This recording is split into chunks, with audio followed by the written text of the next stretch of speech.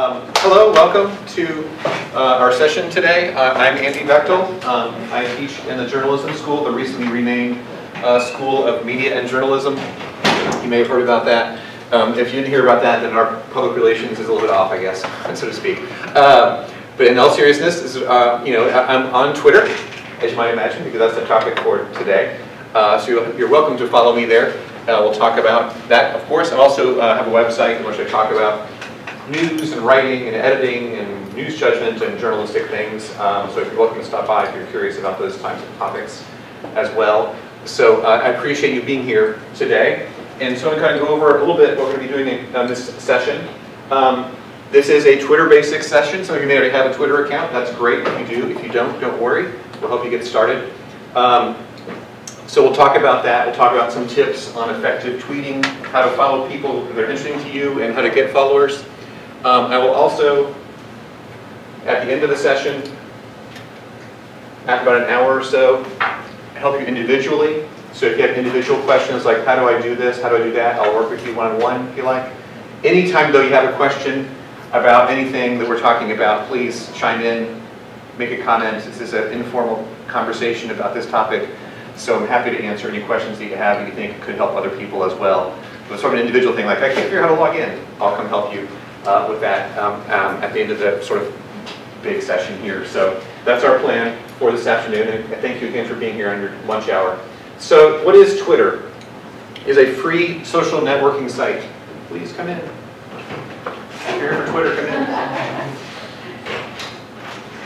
If you're here for Twitter, come in. It's sometimes called a microblogging site. I've heard it referred to as that. I don't know if I totally buy that definition, but it's often used to explain what Twitter is exactly. And it has, as you can see, a lot of users worldwide. Who here has a Twitter account already? Who here uses it frequently? Who here created an account and then never use it again? It's okay. It's a very common thing. So that's okay. And that's pretty typical when I talk to groups like this, that someone said, you have a Twitter account, and then you created one, and then you kind of forgot about it. I totally get that. Some social media sites just attract you more than others, and it's totally reasonable to do that. But I do think that Twitter is a powerful tool that you can use in your work, and maybe your personal life too, but especially for your work. That's mostly what I use it for. So we'll take a look at, I'm going to go to the basic Twitter homepage. Oh, I'm pretty sure it's okay. Thank you. And the basic Twitter homepage, as you can see here, they do try to give you some highlights of what's happening on Twitter according to the Twitter people, such as apparently Jimmy Fallon and Justin Timberlake dancing at the US Open in the crowd last night in the tennis match. Well, that's all well and good. There are other specific Twitter clients, such as TweetDeck, that are more advanced than the basic Twitter page.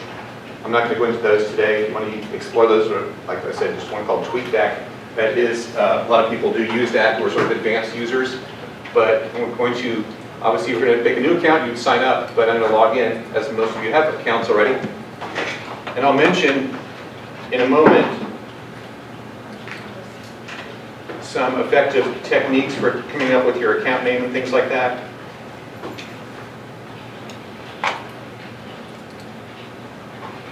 So this is what the Twitter page looks like when I log in. And so what am I seeing here? Well, on the left-hand side, that's me. That's my profile there. So it's telling me how many tweets I've had since 2009. I've had 32,000 plus tweets. That sounds like a lot. I hope most of them were useful. Maybe some of them weren't. But anyway, I'm following 982 people, and about 4,600 people are following me on Twitter. And over here, if I wanted to tweet something, I would click on the button up here, and I could compose a new tweet. In other words, I have 140 characters to say something, and then hit tweet. And then all the people who follow me would see that if they're logged into Twitter, either on their computers or on their phones, et cetera, et cetera. I actually use Twitter on my phone probably half the time, and then on my laptop or my desktop in the office half the time, about 50-50. I have read recently that most Twitter people are using Twitter using their smartphones, so something to think about too. Same ideas will apply, same principles will apply that we'll talk about today, regardless if it's laptop or phone, but just kind of be aware of how your followers may be seeing your tweets. It's good to know that kind of thing. We're going to cancel that. So just in the moment I've been talking now, Twitter says I have 8 new tweets that have come in. So to see those, I would simply click on View 8 New Tweets. So over here, I don't pay attention a whole lot to this, but Twitter is saying, based on the people we know you are following, you might also like these people. And on occasion, I will look at that to see if, hey, I didn't know that this person is someone I might want to follow. Of course, I did notice just now that the top who to follow is a advertisement. There are advertisements on Twitter. It's called a promoted tweet. But basically, some kind of fantasy football site is trying to get me to follow them. I'm not going to do that. But they're trying to do that. So if you see promoted next to something, that means a company has paid to have that tweet in your Twitter feed. Like Facebook, Twitter gets information about you, where you live, who you're following, and they try to tailor some of those sponsored tweets to that. In my experience, the sponsored tweets do not get in the way that much. They're not a burden. They're not pop-up ads, but they are there, so be aware of that, and they are marked as promoted that way. Okay, let me go back to the presentation.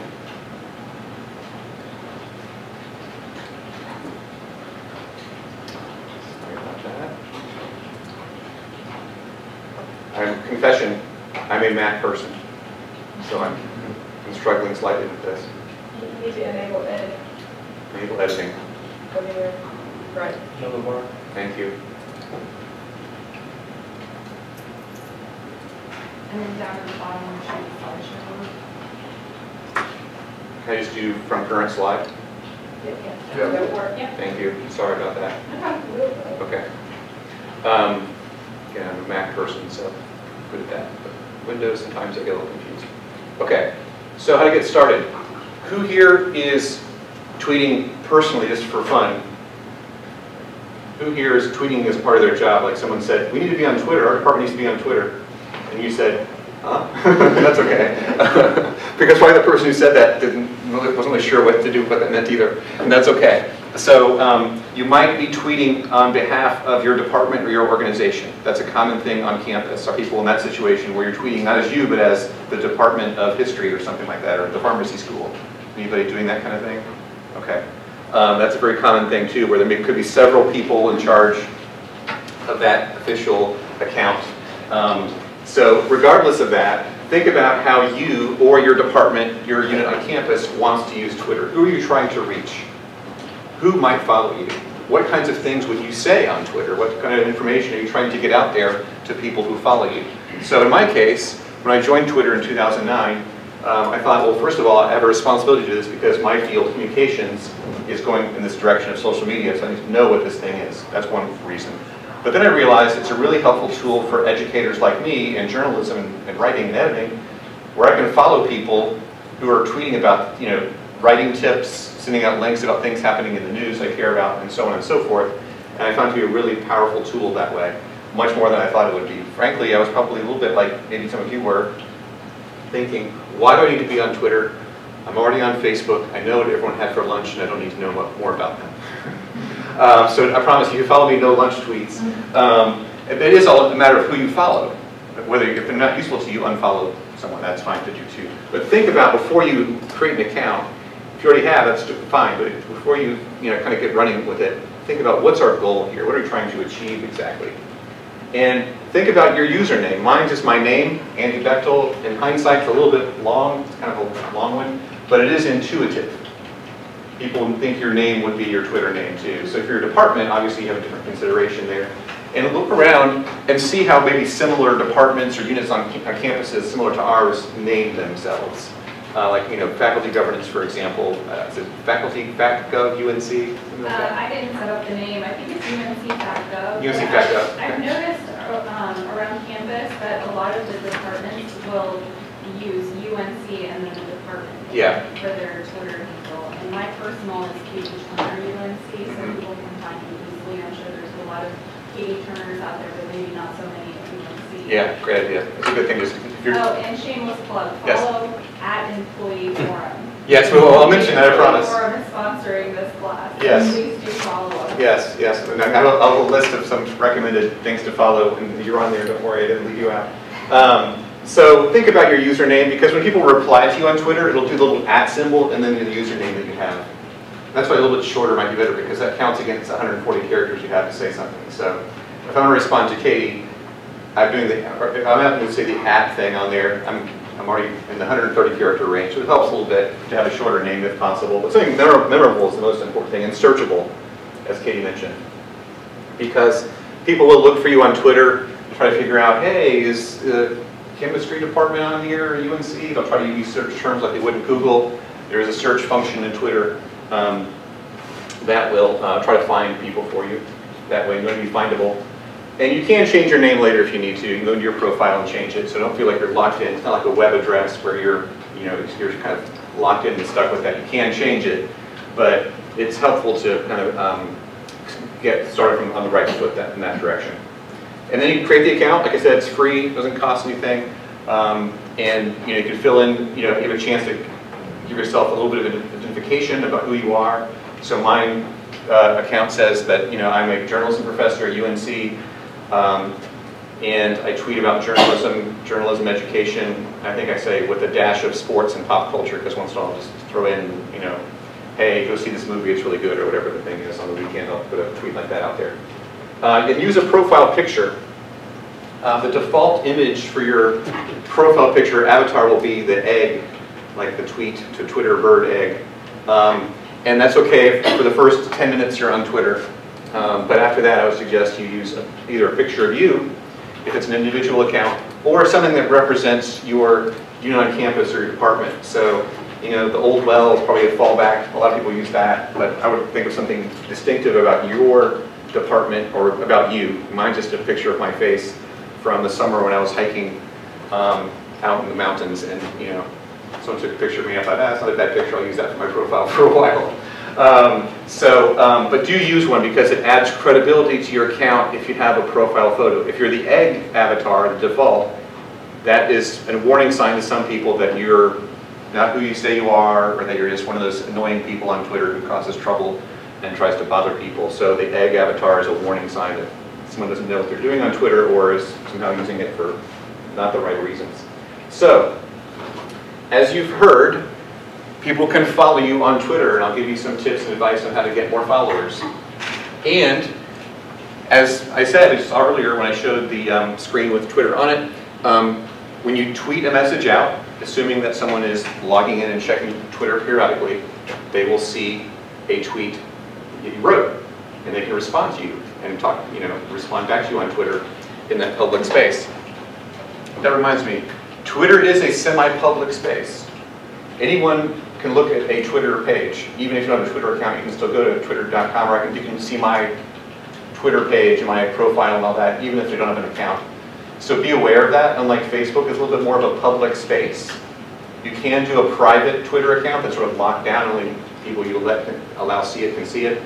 But the expectation of the culture of Twitter is more of a public open space, rather than Facebook is a little more private. So that's how I kind of balance that myself, is Facebook is family and friends, and all my privacy settings are locked down. If I'm not your friend on Facebook, you can't see anything I'm doing there. Not that I'm doing anything weird, but I don't know you, so I don't want to put a picture of my kid up on the public internet, but in the Facebook world, I'll put it there. Twitter is my professional persona, with a little bit of my personality coming through. So think of that as well. So just be aware. I'm sure you're all aware of some of the horror stories of someone saying something inappropriate on Twitter and then have to apologize to a politician or whatever the case is. It does happen sometimes. So be aware that people can see your Twitter page even if they don't follow you. And you can follow other people on Twitter. That's the fantastic thing about it, is I get teaching tips, I get news about my field, I get all kinds of information by my Twitter feed. So when a year and a half ago, or maybe 2 years ago now, Jill Abramson of the New York Times, the editor there, was fired. How did I hear about that? First on Twitter. That's where I got that news. So I get all kinds of news all the time on Twitter. I first heard about those horrible shootings in Virginia, the TV crew, on Twitter. And that was one example where I did follow the story carefully on Twitter to see if it was true or not. Just kind of be aware that, as you know, people do have misinformation on the internet, including on Twitter. So kind of be careful to verify things. But follow organizations and people who interest you. So, if you're on the chemistry faculty, look for chemistry people who have your research areas in mind. If you're tweeting out from the pharmacy school Twitter account, follow other pharmacy schools that are peer institutions. What are they tweeting about? Kind of get some clues that way too. And kind of create a community that way. That's the really cool thing about Twitter. And we have a nice community here on campus of Twitter people that Katie mentioned, and we'll do so too. So I like to think of my Twitter feed as like my personalized list of headlines or my own like personal wire service, or like a little ticker going around on Times Square in a building, kind of like that you can customize. That's the cool thing about it. So if you follow some organization or person and you realize, hey, this person isn't for me, you can just say unfollow and you won't see them again. And you can customize it all, and I do it all the time. I'll add people on occasion, I'll unfollow people. And that's a great tool that way. All right, more about how it works. But first, this image here is from about a year and a half ago. Carol Folt's first tweet ever, as she said there, with a picture. So she didn't, someone taught her well, like put a picture of yourself tweeting for the first time. People like to see that on Twitter. So someone gave her some good advice on that. And I think that overall, the Chancellor's office is doing a nice job with the Twitter account. And an important distinction there, I know she's kind of high level, obviously, but what I like about this is, if you see CLF there, it really is her. And if it's just a tweet under her name, you know it's like from the South Building, from the office. That's a nice distinction to think about. If you're that high level, if you're being asked to tweet on behalf of your dean or something like that, maybe think about, okay, yes, we'll tweet as you, and people understand that's what's happening. That's like the institution, or South Building, basically.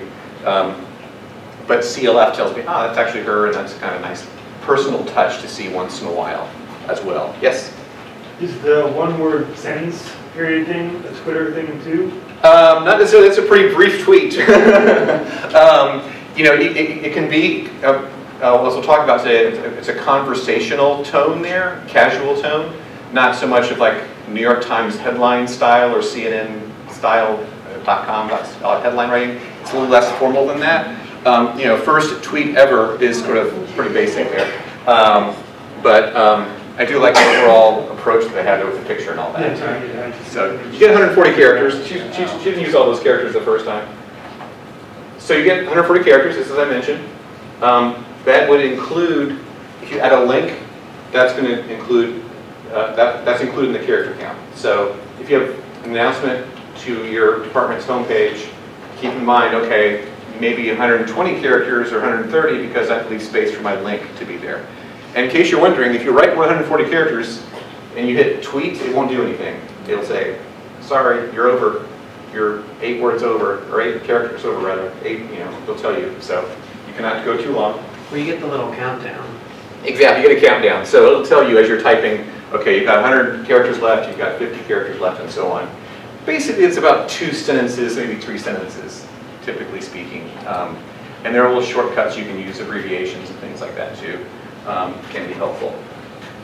So one exciting thing is when someone retweets something that you put on Twitter. In other words, they sort of forward it to all of their followers. And you're like, oh, great. Someone liked what I said. Or at least they want to share the news I'm sharing. And that's a nice feeling. So, and that can get your message spread very quickly. Yes? Do you have good luck with that? Do you put PLS space RT? Do you put RT? Do you kind of pander for that? Or you just hope that folks are going to be so into your material that they want to disseminate? I think the latter works more effectively on Twitter. When you ask people to retweet directly, on occasion I see that and I will do it. If it's a job listing. Not to do it to be demand resistant? Some people are like that. We'll do the opposite, right? So I think for job listings on occasion, and I do retweet job listings in my area. I'll see a please RT or please retweet, RT being a short form for retweet. And it's okay on occasion. If it seems like a little too self-interested and you put please RT, it seems a little odd, like, I don't know, please help my Kickstarter so I can go have a vacation in Aruba, please RT. I probably wouldn't retweet that. Probably wouldn't retweet it anyway. But kind of try both ways too. Try it, experiment with it. That's one nice thing is you can, we have 2 similar announcements this week for our department. Let's do a please RT once and then not once and see what kind of reaction we get. Kind of gauge it that way too. But it's nice when people organically retweet something. And it can really help get your message out really quickly. So following people on Twitter, think of what sources of information would be relevant to you. So say you love Carolina Panthers football, or you are involved in a certain research area in the School of Pharmacy, whatever it might be. Look for, the organization's Carolina Panthers official Twitter feed, sure. But I'm also going to follow maybe the Charlotte Observer's beat writer who follows, covers the Panthers, or individual players. Or in the research example, I'm going to follow the editor of the big journal in my field, who's making announcements about a call for papers and things like that, or other organizations such as those things. And you want it to be relevant to you. And then see who's following you. So if I get some new followers, I'll take a look and see, well, who are these people? And I wonder why they're following me. And on occasion, I will follow them back. Say, oh, I didn't know that this person who teaches writing at the University of Texas was on Twitter. I met that person once at a conference. Cool. And I'll look at their Twitter page and see what they're tweeting about. And if it's relevant to my area, I'll follow them. If I look at their Twitter page and they're tweeting about personal things, about, hey, here's a great place to go canoeing near Austin, Texas, and things like that, I'm like, well, that sounds nice, but that's not relevant to me. I don't live in Texas, so that's not going to help me. I'm not going to follow that person. So take a look and consider following the person back. But you're no obligation to follow them, in my opinion. You don't have to follow people who follow you. If you saw my profile, I have a lot more followers than people I follow. I'm kind of picky that way. Sorry, I just am. But think of your people that you're following as your scouts. So right now I'm talking to you, but I know that when I get back to my office, I can check Twitter and catch up on what I missed. If there's anything happening in the world or happening in my field, and I'm not going to miss anything. They're out there tweeting and saying things, and that's a nice kind of service that Twitter is providing to you. If you have a well curated, well organized set of people that you follow. Okay, as I mentioned, it's okay not to follow people back. It's also okay to unfollow. I get people, I'll log in and it's like, oh, I lost 5 followers today. That's okay. Whatever I'm doing on Twitter is not meeting their needs. No offense taken, not personal. On occasion, I see a person say like, oh no, someone unfollowed me, I'm devastated. I'm like, not like you broke up with them or something. It's a pretty casual relationship, don't worry, don't take it personally. So it's okay to unfollow when you realize someone is not giving information, or they tweet too much. I've had to unfollow a few people who just tweeted too much. Or don't tweet. Or they don't tweet at all. They parrot everything. Yeah, or they just retweet something I'm already seeing retweeted into my feed anyway. And so I'll unfollow them. So once in a while I'll go through my people I follow and think, okay, is this person really doing anything or not? Once in a while I'll kind of go through and do that. And it's okay. People do that to me, I guess. And that's okay too. Whatever I'm saying on Twitter is not interesting to them, so they unfollow me, and that's okay. So how do you get more followers? Give them valuable information. So I'm the School of Pharmacy Twitter feed. Well, what do people who, alums could be following you? They might want to know about events happening on UNC and whatnot. Or faculty governance wants to let the faculty and staff know, okay, here's a meeting about this, here's a new report about higher education funding across the country, all those kinds of things. Those kind of things are relevant to me, so I'm going to follow that feed. So offer valuable information. Include links to how I can learn more. So, Katie might tweet out, hey, there's a faculty council meeting coming up, and Chancellor Folt will be addressing the state budget, plus here's the full agenda. I can click on that, I can skim through that full agenda and see what's going to be discussed at faculty council on Friday, and so on and so forth. So that's a helpful thing to include links. You don't have to include links. If you don't have one, that's okay, but it can be helpful to get a person more information than 140 characters can provide in that way. As I said, people can reply to you on Twitter, so I can say, Katie tweets out there's a faculty council meeting on Friday, and I can tweet back and say, sounds great, we'll the chance to take questions from faculty about whatever topic I'm concerned about. Maybe she'll write me back and say there'll be a 5-minute question period. So you can have a conversation there between two people. So look, you can click on notifications on the Twitter page. You'll see when someone's responded to you. You can also set that up as an email notification if you want. I don't do that, but some people like an email notification of when someone's interacted with them on Twitter. That might be helpful if you're not on Twitter very much, so you don't miss something. And in general, I try to reply to people that I know, or at least through Twitter I know. If it's the egg avatar, less likely. And it's worth mentioning that sometimes, especially if you're a UNC affiliated account, you might get what are called Twitter trolls. Have you ever encountered a troll online before? Yes, what was your experience? Ellen DeGeneres and Kim Kardashian. So what happened? What was the? It was just announcements that their new show was coming out. Or Okay, it was sort of like more of like a spam thing. Right? Yeah. Okay. I was going to ask about that. Okay. That's a little different case. There are some spammy kind of things on Twitter too. Not too bad. The trolling issue is more they're real people, but they just want to cause difficulty. And they're sort of like the people who comment on news sites in the bottom of the page and rant and rave. There are a few people out there like that. Kate, have you experienced that? Yeah, faculty governance gets this a lot of the time whenever we post anything about the faculty athletics committee. So if you work in an area where there might be a controversial topic like maybe climate change or something, and you tweet out about it, you might expect some people to write nasty things back to you, and you just disregard them. Just don't even reply. You can just ignore. It's fine to ignore people if they're being weird. And how you know they're being weird is just take a quick look at their page. And I think someone said, I read recently on Twitter that someone who works for the Lineberger Cancer Center had tweeted out a link to a new UNC study about cancer, and someone had written back saying, yeah, but all the classes there are fake. So and they didn't respond to that person. That's a kind of typical thing. That's what I mean is like this people causing trouble and being jerky. So you can ignore the jerky people, but have a conversation with people who actually want to learn more about what you're doing and are helpful. Yes? But do those go out to everybody who's following you? Like, can they respond to everybody who's following you, or they just respond to you? Anyone who looking at your Twitter page could see that conversation. So it would be public. So if you wrote, I tweeted out, hey, I really love talking to everybody about Twitter Day. And you wrote me back and said, thanks for being there. And I wrote back to you and said, great, any questions? A third-party person could look at that conversation on Twitter and see that. But it wouldn't get pushed out. Pushed out is sort of I'm not sure how to, it would be public in the sense that you would see the @ Andy Bechtel and @ your name. Yeah. But you can do what's called direct messaging in Twitter, and that is sort of like email.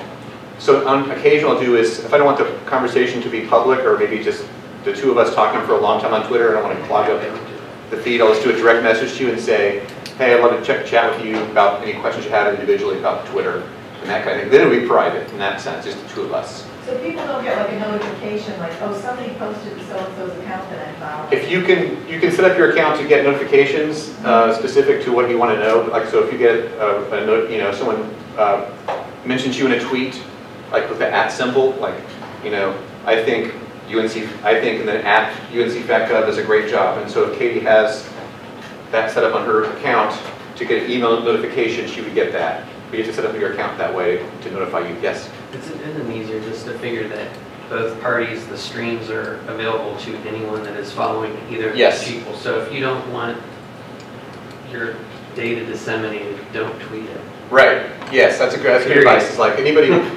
basically anybody on the web could see that conversation if you and I had a Twitter chat that way. And kind of think about that. If it's a potential downside. Usually it's fine and innocent, but on occasion it's something to think about. Yeah, just an important clarification for faculty and staff who are tweeting on behalf of your department. If you direct message someone regarding university business, that does fall under the public records law and it can be requested. So nothing really is truly private if you're doing something on behalf of your department. So just keep that in mind. Thank you for that clarification. That's a good thing to think about. Yes? Is it possible, just like Facebook, to delete or hide those posts, tweets? You can delete your post if you... Somebody's post, not your, if somebody nasty replies. You can't control that.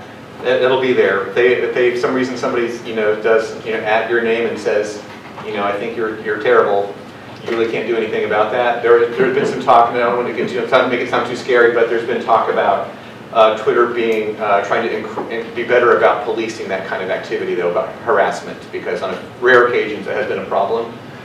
Usually it's very hot button topics where people become abusive, but there was a way, if it does ever happen to you, you can ask Twitter, this person's being abusive, they're in violation of Twitter policies, and they can lock down their account. Yes? Back to the topic. Yes. What is your experience or opinion with like pound, the auto follow? Have you ever used that feature? Auto follow? No, I'm not using auto follow. You can go into Twitter and search pound auto follow. Okay. And basically what that does is it brings up the gaggle of folks that all you have to do is follow them and we'll follow you back. So okay. if you're trying to cheat and get followers, that's a great way to do it. Okay. But then you've got, a fire hose to drink out of, and you've got right. to sort out all the dipsticks, which yeah. is yeah, I'm pretty harder than just doing it correctly the first time. Right. I mean, I'm happy to have followers, but also I want people to follow me who are sincerely interested in what I'm talking about, and vice versa. I mean, I'm not going to follow people just to kind of grow that. I mean, I know for some businesses they really want to increase and say, I know like WRL, for example, likes to talk about to advertisers, oh, our Twitter feed has so many followers. Yeah, so they can sell advertising that way. But for personal use and university use, I wouldn't think that would be an issue. But do let people know that you're on Twitter. Put it on your LinkedIn page, put it on your department homepage, put it on your faculty bio page or staff page, wherever it makes sense, on your business card, and so on. I can double check that. Oh no, didn't get them. I asked them to put I got new business cards for our new name. I didn't put my Twitter thing on there. I asked them to, but oh well. Okay. I tried. So, but let people know you're on there, so they don't let it be a surprise. All right. Some cool accounts to follow, and you have access to this PowerPoint, so I'm not going to click on all these links and make them pop up right now. But there is officially the UNC Twitter account, which is led by a team. But there's a guy named Philip Jones who took over that job about a year ago. He's one of our graduates in our program, so we're proud of him for this new gig. He came from broadcast journalism and he's gone into social media.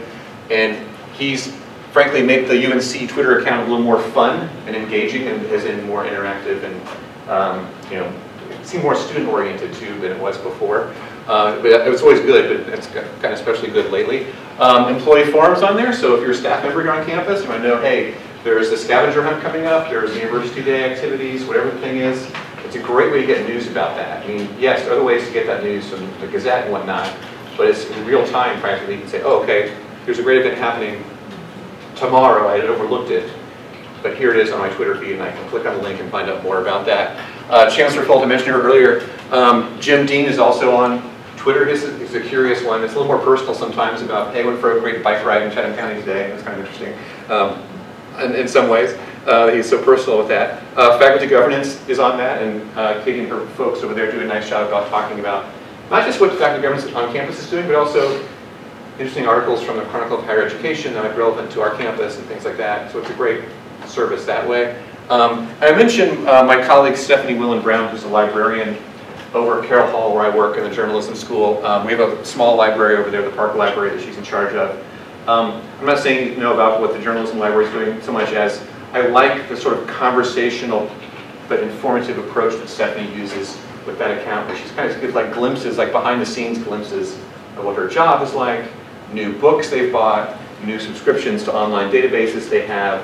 It's a really informative feed, and so she's a good person to model after, I think. If you're in a similar role in your department, take a look at what Stephanie Willen Brown does at JOMC Park Live, however you say that, short version of that. There are also some fun accounts. These are sometimes joke accounts. They're good to follow. I enjoy following. You don't have to follow any of these people if you don't want to. But I like these in particular. UNC Memes is sort of a jokey kind of account about things happening. A lot of it's about sports, basketball and so on. That's fine. But about things happening on campus. And it's like a fun, lighthearted kind of look at that. I don't know who runs that. It's an anonymous person. NC Collection is, I believe, over at Wilson Library, is a fun sort of history of North Carolina kind of Twitter feed that tweets out really fun things that appeal to me, especially because they're old newspaper ads from like 100 years ago, and it's kind of fun to see those that they've scanned in and they share on Twitter. Daggum Roy is sort of a fake Roy Williams parody account. It's It's not really Roy Williams. I don't think Roy Williams is on Twitter in real life. I don't think he wants to be. From what I've gathered about his opinion on social media, I'm not sure he's a fan of it in general. But Daggum Roy is a fake account that tweets in the manner of and dialect of Roy Williams. If you've ever listened to him talk before or after a game, it's a fun one to follow. And UNC School Props is an anonymous account. I've tried to get the person to tell me who they are just in a friendly way, but they said, sorry, we can't do that. But it's a helpful thing to know. It's a student perspective on the problems in our department. It's mostly about, why isn't there a Starbucks in the building? Why is it so hard to print something here? Why is the classroom so cold today? But it does help me get a feel of the student perspective about what's happening in our building. So if there's a similar account for where you're working, it gives me a little glimpse of the student perspective I wouldn't be able to get otherwise. And it's mostly things like that.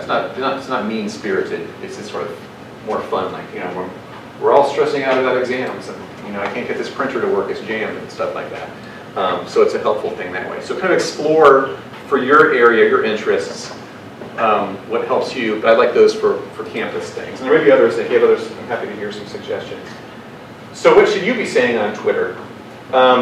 If your department has breaking news, announcements, that's great stuff to talk about. People like to know what's happening on campus.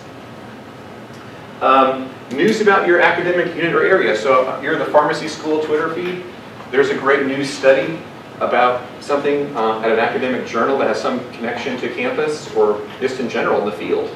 Do you think it's groundbreaking news? Send that out too. Job listings. It can be job listings for your unit on campus.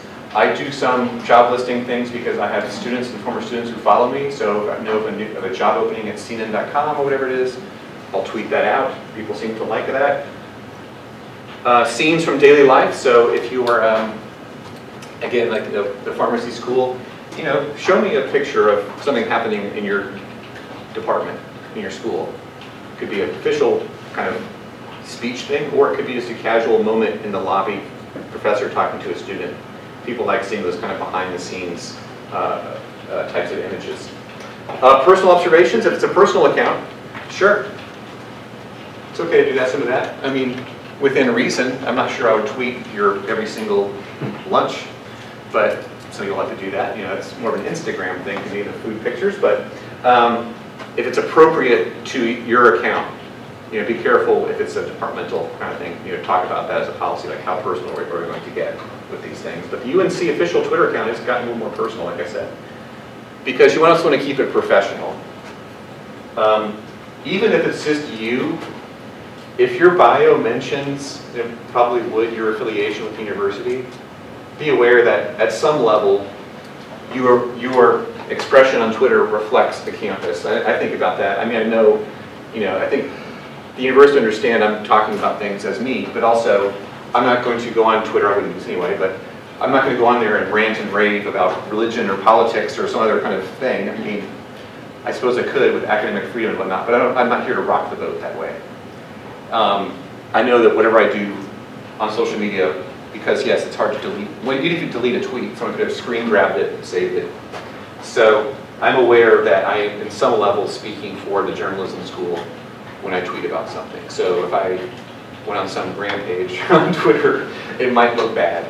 So be aware of that. Especially if you're, you know, obviously if you're an account that is representing an entire unit on campus, you want to be aware you are representing that unit on campus as its voice. So whoever is helping Chancellor Folt with that account, tweeting under her name, that's a lot of responsibility. So you're professional, yes? Well, that was my question when you said that earlier.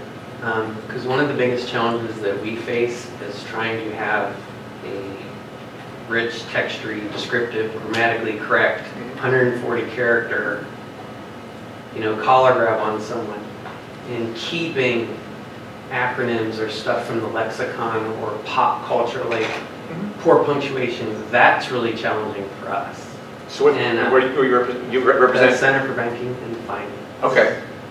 So it has to be professional. Sure. Yeah, no slang, no. Okay. So that's the tough part. And I thought about that earlier when you mentioned that, you know, having incorrect punctuation or something was okay, that kind of rubbed me because that rubs my director, and when it rubs my director, it has. Sure. Obviously, then it's a concern for me. Yeah, I mean, I totally get that. My background before teaching was as a copy editor at newspapers, so I'm all about that kind of stuff, don't get me wrong. But there is a little more forgiveness in the Twitter environment for minor things like that, a little bit more than you would say in a published academic journal that you assume has gone through layers of editing and rewriting. There's a little more forgiveness. In this slide I'll show in a few minutes. There's still some areas too where people will call you out if you make a grammatical error and those types of things. Or even use contractions. Yeah, that's a little. This is tough. Yeah, that's Twitter in general. The culture is a little more casual than that. But I know you're talking about a specific organization that does. Maybe their expectation is we're going to have a more formal style. But to my mind, it wouldn't bother me if you use contractions. I know that if I'm writing for an academic journal, I probably wouldn't. But if I'm writing for Twitter, then I would be okay with can't or isn't or those standard contractions.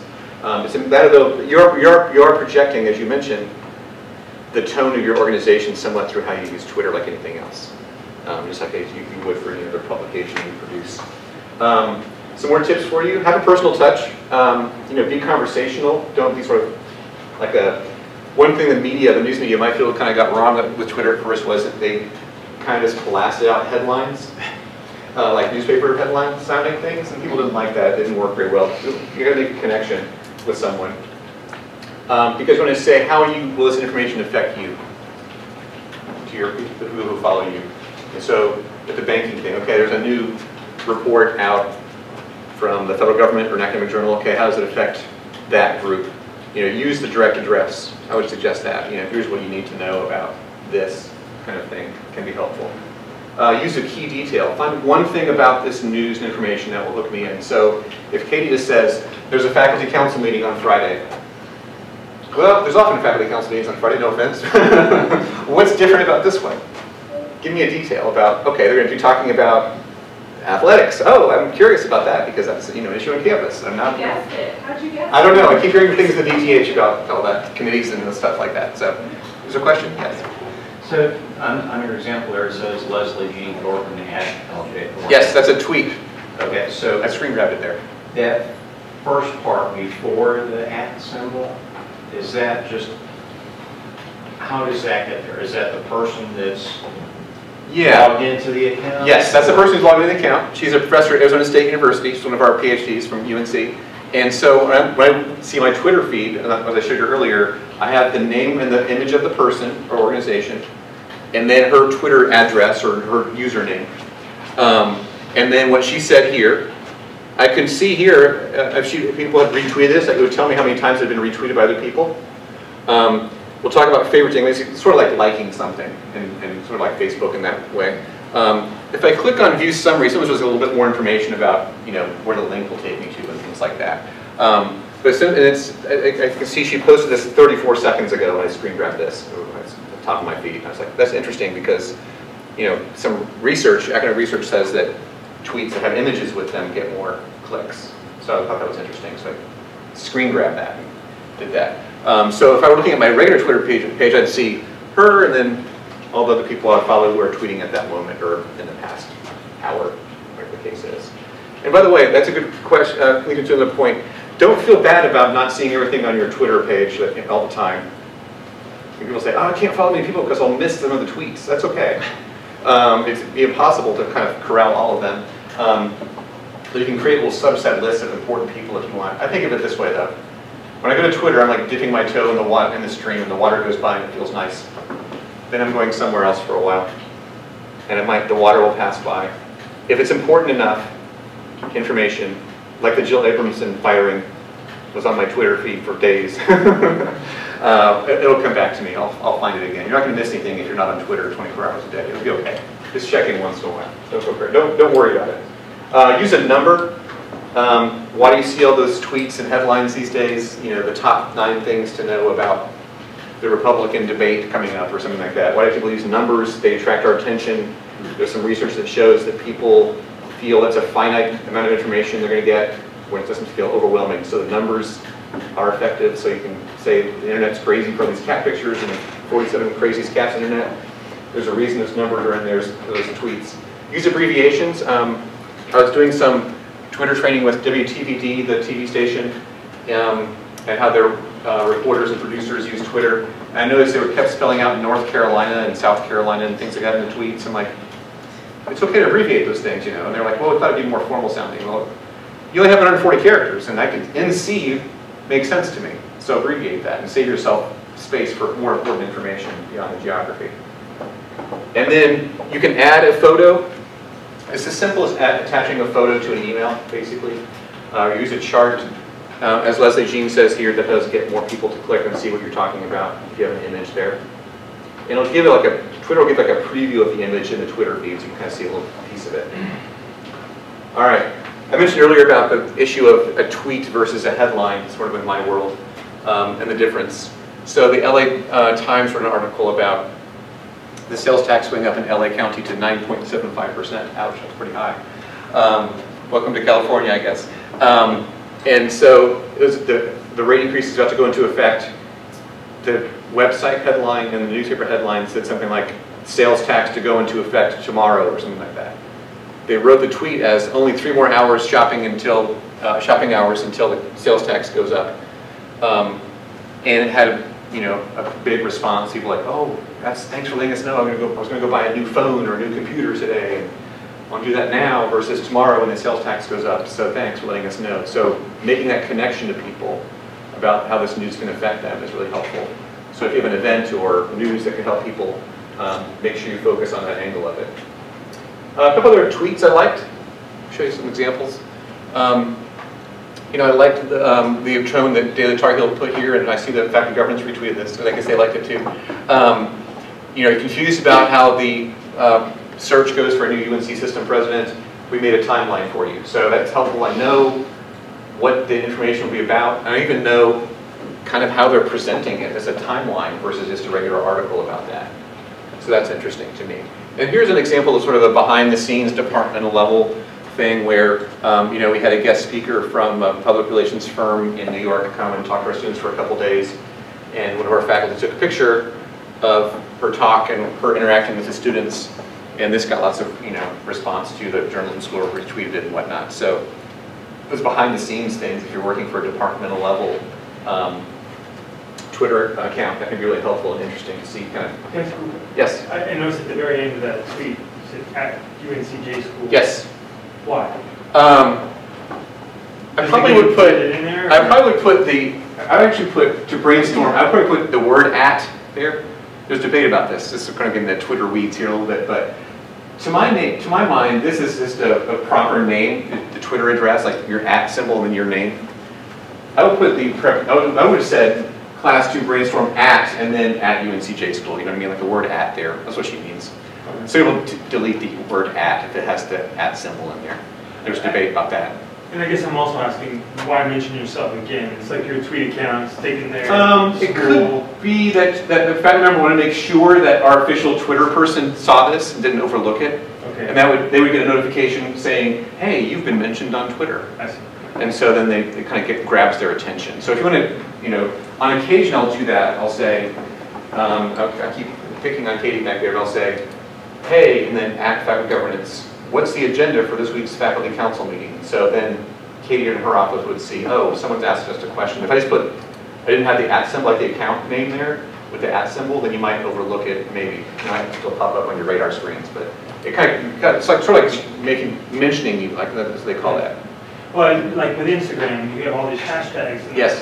Sometimes it's ludicrous where you have 50 of them. Yes. And it shows a little picture and just, I'm just curious to like what to bump up or what not, or those type of things, like the mention, like you're like, that's pretty good. Yeah, that helps. We'll talk about hashtags. I do see it as an Instagram thing where I have people I follow on Instagram who like seem to add on every single hashtag they can think of, and there's infinite space there to do that.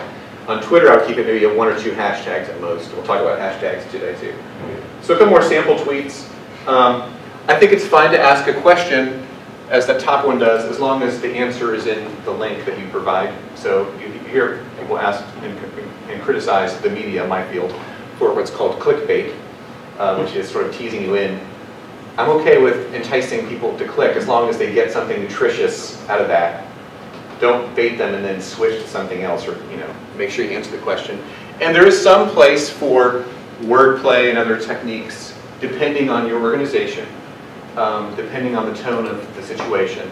But ours is the sort of spelling out respect. This is a copy editor of the Washington Post who tweeted that out, a friend of mine, about the first spelling bee winner passing away. And she did have some hashtags on there as well. But I like that. We talked about this a little bit already, but the spelling and grammar issue, people ask about that. Do I have to spell things correctly? Yeah, I try to do that. But there's a little more forgiving attitude on Twitter versus the academic journal or the official university homepage or whatever the case is. People understand you're writing off the cuff. But do be careful because, for the example here, Time Magazine, the official Time Magazine Twitter account, tweeted out this thing about college to name its school of communication after Ron Burgundy, the Anchorman character, just for one day. They didn't do it permanently, but thank goodness. Just for a day.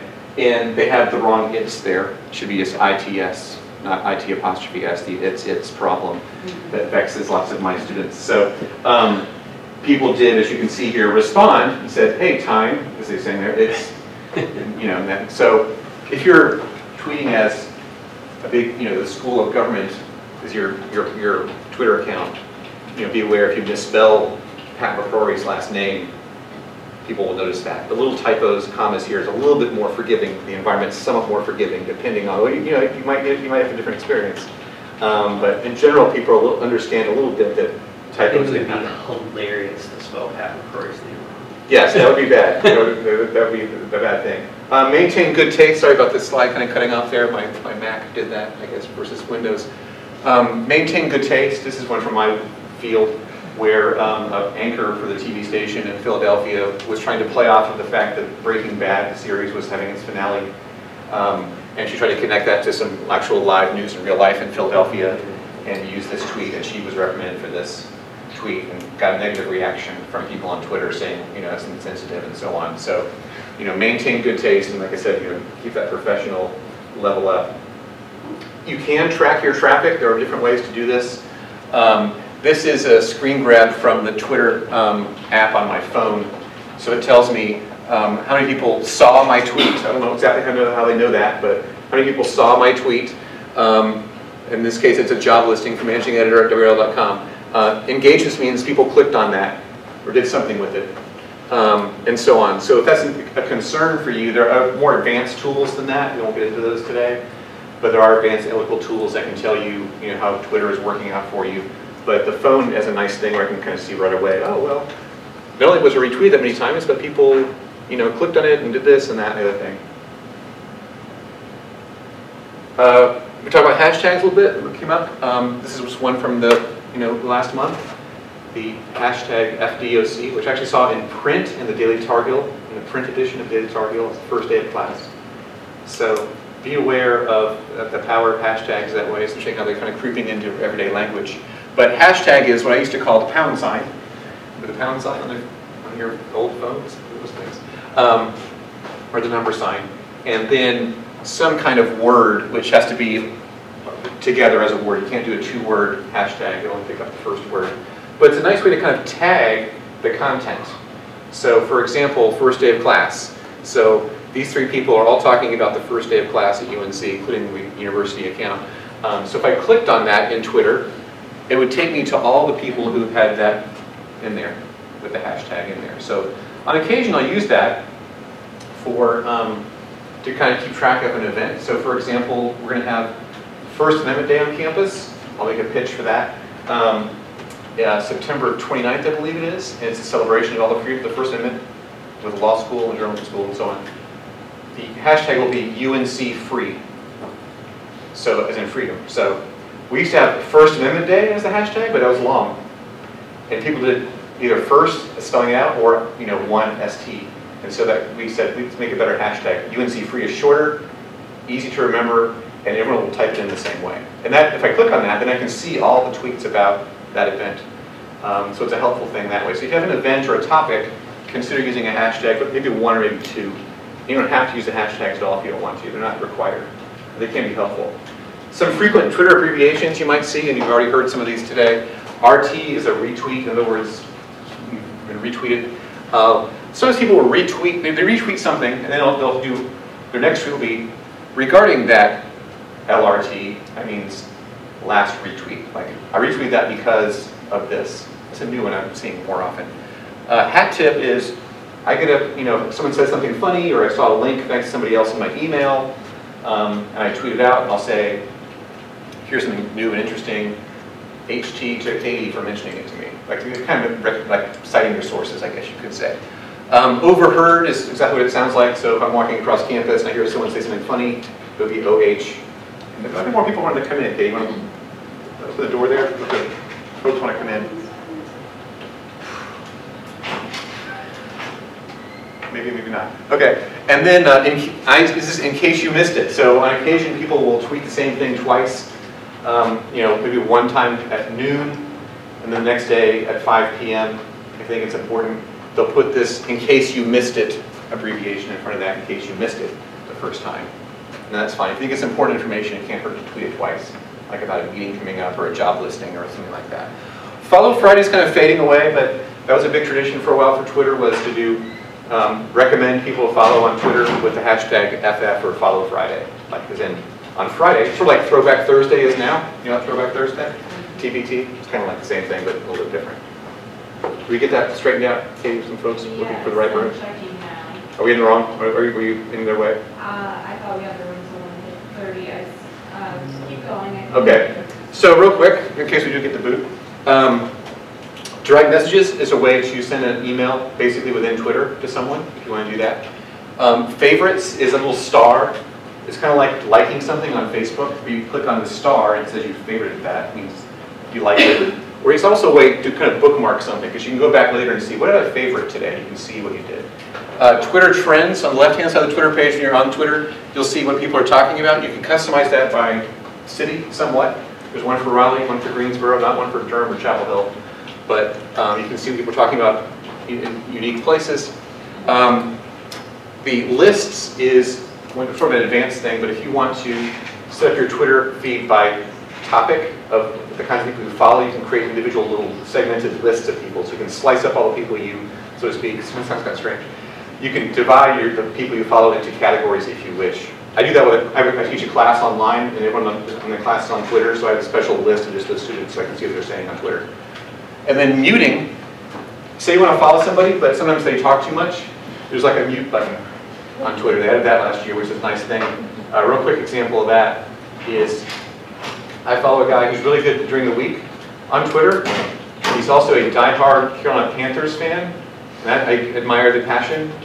But on Sunday afternoons, he live tweets the game, like every single play, and that's more than I need about that. So on Sunday afternoons, I mute him as soon as the tweets start on the Panthers game, and then Monday morning, when I think about it, I'm like, oh, I need to unmute him and see what he's saying today. Yes. I think you mentioned this before, and I kind of missed it. So what are you using to follow all your tweets?